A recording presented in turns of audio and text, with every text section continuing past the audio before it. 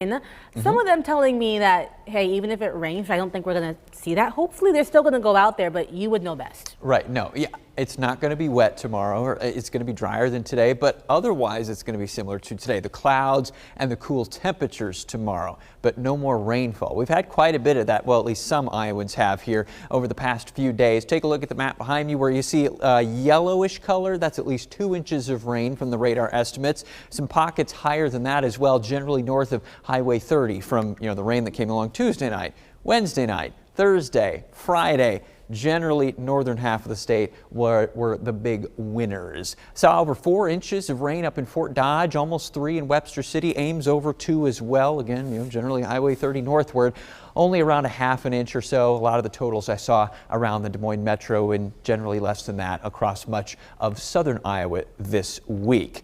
All of that rain pretty much gone now. Just some clouds outside here this evening. Disturbance is rippling through along the Nebraska side of the Missouri River Valley. Just a couple raindrops down in the southwest corner of Iowa. We're not going to see anything more than that here as we head through the rest of tonight. Unfortunately, all those clouds that we still have and we had earlier today prevented us, at least most of us, from seeing that annular solar eclipse that much of the country got to see. This is something like we would have seen, only a chunk of the sun covered up by the moon.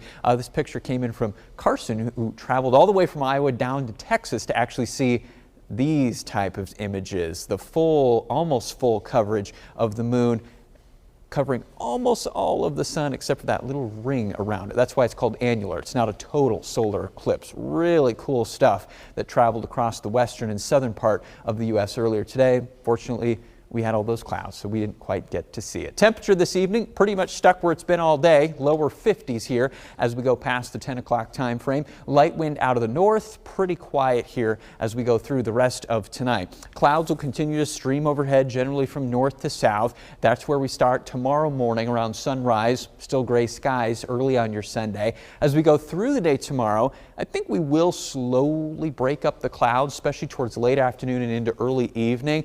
Hour by hour wants to paint in maybe a couple of raindrops. There's the slim chance of that, but I don't think we'll be generally as damp at tomorrow as we were today. Generally dry, just still cloudy and a little bit cool. So it won't be until later tomorrow evening that we fully clear our skies out, and then sunshine comes back as we head towards Monday. So tomorrow, all the folks running the marathon, 50s and clouds. You're headed east to Iowa City to go to that women's basketball game outside. A little breezy, a little cool, a little gray, but otherwise, at least no rainfall expected. Just maybe a stray sprinkle left tonight. Otherwise, just those clouds. Mid-40s tonight, low to mid-50s tomorrow, low 60s then by Monday as sunshine comes on in. We keep mostly sunny skies going through at least Tuesday. Quick system's going to whip through here on Wednesday, maybe Wednesday night.